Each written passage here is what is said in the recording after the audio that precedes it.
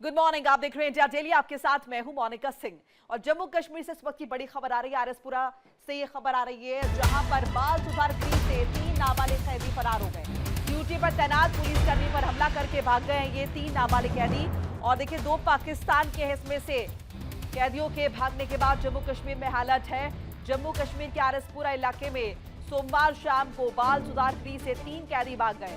इनमें 2 पाकिस्तानी नागरिक भी शामिल हैं। बताया गया है कि ड्यूटी पर मौजूद ये 2 पुलिस वालों पर हमला करके भाग गए। इस घटना में फायरिंग की गई है।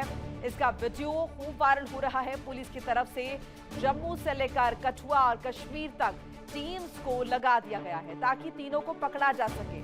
जो वीडियो वायरल हुआ है उसमें साफ देखा जा रहा है कि किस तरह से पुलिस के जवानों पर फायरिंग की गई।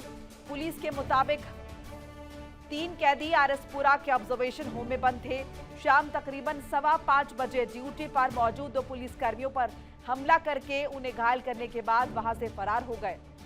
और ज्यादा इंफॉर्मेशन के लिए मेरे साथ मेरे सहयोगी विकास अब्रोल जुड़ चुके हैं। विकास, ये तीनों कैदी जो भागे हैं, इनका बैकग्राउंड क्या है? साथ साथ ये भी समझना चाहेंगे, इन्होंने जिस तरीके से पुलिस वालों पर वहां पर जो मौजूद थे उन पर हमला किया है, ऐसे में इनके पास हथियार कहां से आए हैं? जी बिल्कुल, देखिए यही एक अपने आप एक बहुत बड़ा सवाल लग रहा है, क्योंकि देखिए उनके पास अंदर एक देसी कट्टा जिससे फायर किया गया वो कहाँ से आया।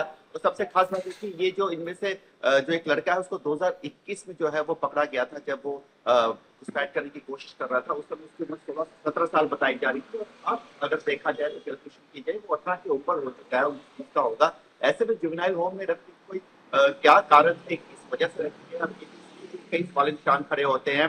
हालांकि देखा जाए तो इनमें से जो 2 पाकिस्तानी लड़के थे उनमें से एक घुसपैठ के चक्कर में पकड़ा गया था। जो बताया जा रहा है कि वो बॉर्डर पार कर गया था। दूसरी पे ऐसी आशंका है कि वो पाकिस्तान से आया था और कहीं ना कहीं वो भारत के खिलाफ एक गैंग है, जो लोकल गैंग्स होते हैं उसका मेंबर था, जिसको वहां पर रखा गया था। अगर आप तीनों को देखेंगे, आप उसका जो सीसीटीवी फुटेज है, तीनों किसी एंगल से ये जो है जुवेनाइल नहीं लग रहे फिलहाल आज के समय में। और ऐसे में इनका वहां रखा जाना और इनको वहां पे किस हालात में रखा गया, उनके पास वो देसी जो कट्टा था, जिसे जो हथियार था, वो कहां से आया, ये अपने आप में कई सवाल खड़े करता है। फिलहाल अभी तक पुलिस विभाग की तरफ से नहीं कोई स्टेटमेंट आया कि क्यों इन्हें रखा गया, क्योंकि एक्चुअली में ये सबसे बड़ा प्रश्न यही है, जब इनकी तस्वीरें टीवी पर फ्लैश हो रही हैं तो किसी भी तरीके से ये नाबालिग नहीं दिखाई दे रहे। जी बिल्कुल, अभी तक इस पर कोई आधिकारिक बयान नहीं आया, उसी का इंतजार किया जा रहा है। उम्मीद है कि आज इस पे प्रेस कॉन्फ्रेंस होगी, उसी में चीजों का खुलासा हो पाएगा कि क्या कारण थे इनको वहां रखने के और किन हालात में रखा गया था। ये बात बहुत सामने आने वाली है। फिलहाल अभी जो है टीम्स गठित कर दी गई है, इनके खिलाफ अलग अलग धाराओं में जो है मुकदमे दर्ज करने गया और इनकी जो है धर पकड़ के लिए अलग अलग इलाकों में जो है टीम्स को भेज दिया गया। फिलहाल अभी तीनों फरार हैं और जब तक पकड़ा नहीं जाता तब तक कहना बहुत मुश्किल होगा। लेकिन ये जो पूरा का जो ये हादसा हुआ है, ये कई सवाल खड़े करता है प्रशासन पर, पुलिस महकमे पर, कि किस तरह से अगर ये जिस तरह से शक्लें दिख रही हैं, अगर उसी तरह से लड़के अगर ये बालिग हैं तो क्या कारण के बाद ये जानने योग्य बात होगी। लेकिन फिलहाल अभी ये तीनों के तीनों फरार है और उनको पकड़ने के लिए धरपकड़ लगातार जारी है। अच्छा विकास, जैसे कि हमें पता चला है कि उनके पास देसी कट्टे पे हथियार मौजूद थे, ये दिखने में नाबालिग नहीं लग रहे, यानी कि कहीं ना कहीं लंबे समय से ये प्लानिंग तो कर रहे थे, योजना तो निश्चित तौर पर ये बना रहे थे कि इन्हें इस तरह से बाहर आना है। तो क्या इस बाबत कोई हिंट जो है वो अभी तक मिल पाया है साथ ही कैदियों की तरफ से पुलिस विभाग को? देखिए अभी वहां पर कोई बात उनके सामने नहीं है, क्योंकि कई वहां पे ज्यादातर लोग हैं जुवेनाइल हैं, वो 18 साल से कम ऐसे में कुछ बच्चे के पहले में जरूर थे।